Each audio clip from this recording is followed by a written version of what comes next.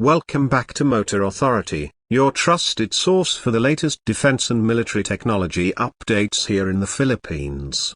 Today, we're taking a closer look at something that's not just changing the battlefield but transforming how we protect our skies.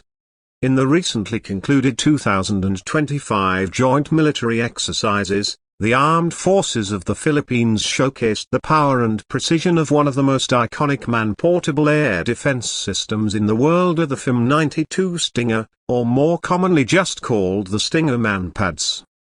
If you're not familiar with it, the Stinger is a shoulder-fired, heat-seeking missile system that's been around since the late 70s.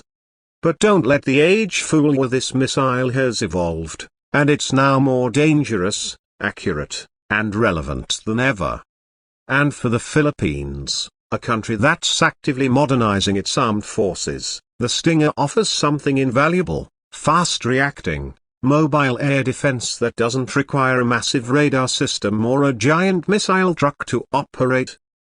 What made the 2025 joint drills particularly noteworthy was the live-fire demonstration where Philippine soldiers successfully used the Stinger MANPADS to take down simulated enemy drones.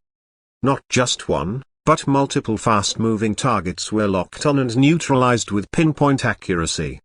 And these weren't just small, off-the-shelf drones. We're talking about sophisticated UAVs designed to mimic real threats, complete with evasive maneuvers, electronic interference, and high-altitude approaches. In those exercises, conducted alongside U.S. forces in Palawan and Zambales, the emphasis was on rapid response. Soldiers had to detect, identify, aim, and fire within seconds. And the results? Impressive. With minimal setup, troops were able to deploy and redeploy the Stinger system in challenging terrain from coastal areas to jungle-covered rig lines. That's exactly the kind of flexibility you need when defending an archipelago like ours. The training itself focused heavily on integrating the Stinger system into the layered air defense network. While the AFP is still developing a more comprehensive missile shield, the inclusion of portable systems like this bridges a critical gap. Especially in disputed zones or remote islands where larger systems can't be deployed quickly, the Stinger becomes the first line of defense. What's interesting is how seamlessly Filipino troops handle the weapon. Thanks to extensive cooperation and training with the United States, local forces are now proficient not only in operation but also in basic field-level maintenance of the system. That means less reliance on foreign personnel and more autonomy when it matters most. So how does the Stinger actually work? Once the operator powers up the launcher, it begins seeking out infrared heat signatures, typically the engine exhaust of enemy aircraft or drones.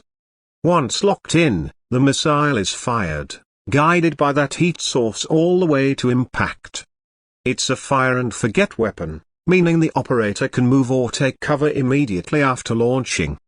The latest variant used in the 2025 drills features improved targeting algorithms and better resistance to decoys or countermeasures, making it extremely difficult to dodge. This version of the Stinger, designated the FIM-92 Joules, includes updated software that enables it to engage both fixed-wing aircraft and rotary-wing drones more effectively. It's also designed to deal with some of the new generation stealth UAVs that use low-heat engines. In fact, during the joint drills, at least 2 stealth-mimicking drones were used as targets and both were successfully destroyed. Another point worth highlighting is the affordability and strategic value of these missiles. Compared to more complex systems like the Patriot or Iron Dome, the Stinger is cheap, portable, and easy to distribute across different branches of the military. Whether you're equipping a Marine unit in the Spratlys or an Army platoon in northern Luzon, the logistics are far simpler. Plus, with the modular design of the launcher, future upgrades like integrating digital displays or AI-assisted targeting are very much on the table. Now let's talk about the message this sends to the region. with increased tensions in the West Philippine Sea and an ever-present need to protect our airspace, the ability to respond to aerial threats in real time is no longer a luxury, it's a necessity. These joint drills weren't just about practice, they were a statement. A statement that the Philippines is ready to defend its skies and that our partnership with the US and other allies is producing real, tangible capabilities on the ground. Even more telling is how the AFP is beginning to use these exercises not just for training, but for evaluating how to incorporate lessons into future doctrine. There's serious talk now about expanding the use of MANPADS like the Stinger across multiple divisions, including special forces, who can carry them during island-hopping operations. Imagine an enemy drone attempting surveillance in a contested reef only to be shot down in seconds by a small detachment of soldiers hidden in the brush. That's deterrence in action. Of course, no system is perfect. The Stinger is limited by range, typically around 4 to 8 kilometers, and it can't engage targets flying too high or too fast. But when paired with early warning radar and battlefield coordination, it becomes an incredibly effective tool. And the 2025 drills prove just that. In every simulated encounter, the coordination between spotters, commanders, and missile operators was fast, fluid, and effective. So what's next? There's speculation that more Stinger units will be deployed in key maritime areas, possibly integrated into mobile launch platforms mounted on 4x4 tactical vehicles or even naval patrol boats. This would provide both mobility and coverage in areas where radar visibility is low. In the meantime, further training sessions are scheduled for later this year, and there's even talk of local industry involvement in maintaining or refurbishing older units. From a technical standpoint to a strategic one, the inclusion of the Stinger in our defensive playbook is a game changer. It gives us mobility, responsiveness, and a powerful new way to control our airspace without needing massive infrastructure.